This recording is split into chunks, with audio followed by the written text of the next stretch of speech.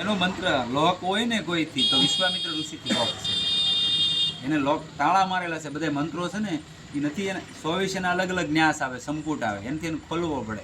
આપણને દિવાલોમાં ને લખી નાખેલા જોવા મળે ગાયત્રી મંત્ર. હકીકત નથી, મર્યાદા નથી મંત્ર. આજ કોઈનું કામ નથી થતું મંત્રથી, એનું કારણ આ જ છે કે મંત્ર લોક કરેલો છે. ખબર છે નહીં, એના જાણકાર કોઈ ગુરુ નથી સ્વયં, તો ક્યાંથી તમે મંત્ર સુધી પહોંચી શકો?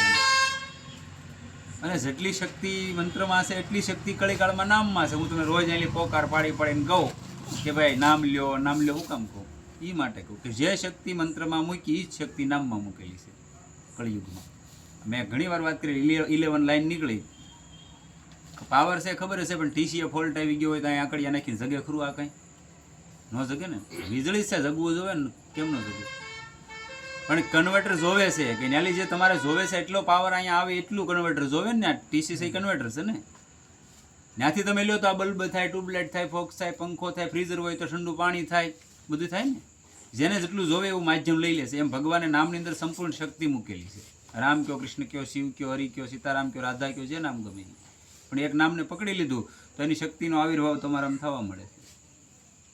બાકી ખબર નથી અને એમને કોઈ મંત્રની પાછળ પડી જાવ તો કોઈ મંત્રનો પ્રકાશ 3 કાળમાં નથી થતો. અને ગુરુનું એટલે જ માધ્યમ જોવે. ગુરુ તે કેવા કીધા ખબર? 34મા શ્લોકમાં કૃષ્ણ ભગવાન ગીતાજીમાં અર્જુનજીને કહે છે, કેવા ગુરુ? તદ વિધિ પ્રણિપાતે પરિપક્ષેવ્યા ઉપદેક્ષયંતિ તે જ્ઞાની તત્વદર્શિની. કેવો ગુરુ? તત્વદર્શી, બ્રહ્મનિષ્ઠ, બ્રહ્મક્ષોત્રી, જેને લેશ માત્ર લેવાની આશા ન હોય. કદાચ શેલો આવે તોય ભલે, ન આવે તોય ભલે, કાલ એમાં કાંઈ ફેર ન હોય. જેને આ તૈયારી હોય ને એવો ગુરુ હોવો જોઈએ. 500ની નોટ મૂકે, 5000 મૂકે, આઈને કહેવાય એવો ના ભાઈ ને અહીંયા બેસી જાય, આવતો નહીં.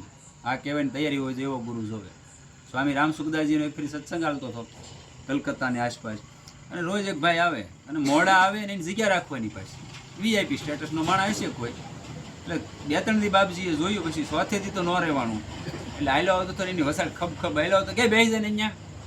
એટલે ઓલાની ભોં ભારે થઈ ગઈ કે આવો મોટો માણસ કીધું બેસી જાય ને અહીંયા.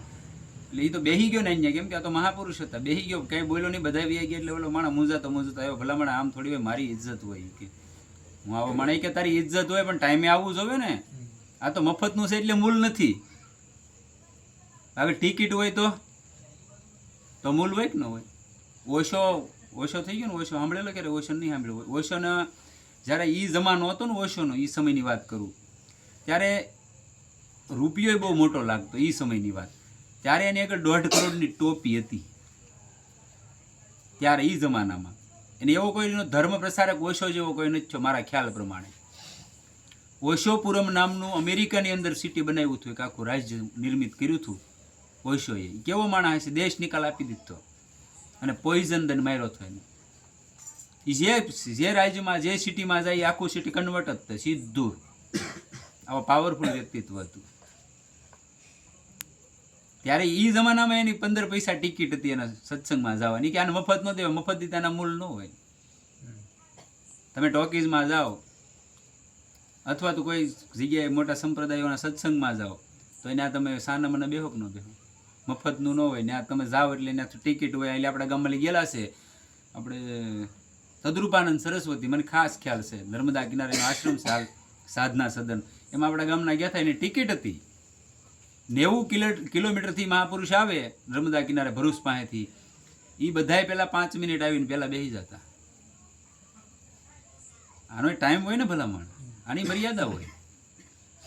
તમે જ્યારે જાગો ત્યારે ભાગો, એવું તમારે કાંઈ કામ ન હોય, તમે એટલા બધા કંઈ ઓલા નથી. આ એ નથી. હાલો કે હાલો ઘડીક અહીંયા ટાઈમ કાપવો, એમ ન્યાદીને કાપશું તો એની માટે નથી આ સત્સંગ. આમાં તો પોતાને ઘસી નાખવા પડે ત્યારે સત્સંગ થાય. અને કાં તમે કોઈ પ્રવૃત્તિ માર્ગના માણસ હોવા જોઈએ. ઘણી બધી પ્રકારથી ભક્તિ થાય. 9 પ્રકારથી ભક્તિ કીધેલી છે ને સબરીએ. 9 પ્રકારની ભક્તિ છે. એમાં સેવા ભક્તિ છે, દાસ્ય ભક્તિ છે, સખા ભક્તિ છે. તમે કયા પ્રકારની કરો? 9 પ્રકારમાં એકાદી માણસમાં હોય તો એમ માણસ જીવી શકે. બાકી આપણે એમ કહીએ કે હાલો સત્સંગમાં જવું, સત્સંગ જ કરવો, તો ટાઈમ લિમિટેડ જ હોય. તો જવાનું કોઈ મહાપુરુષના આશ્રમમાં તમે જઈને જોઈજો, ટાઈમ લિમિટ પાક્કી હોય. એનો શરૂ થાય એટલે એ ટાઈમમાં જ તે, પછી એન્ટ્રી નહીં. આપણા ગામના મામાને બધા ગયેલા છે ને પૂછજો જોઈજો. પછી ગેટ બંધ થઈ જાય, તમને પાસે ન મળે અને ટિકિટ દઈને જતા હોય. મને ખાસ ખ્યાલ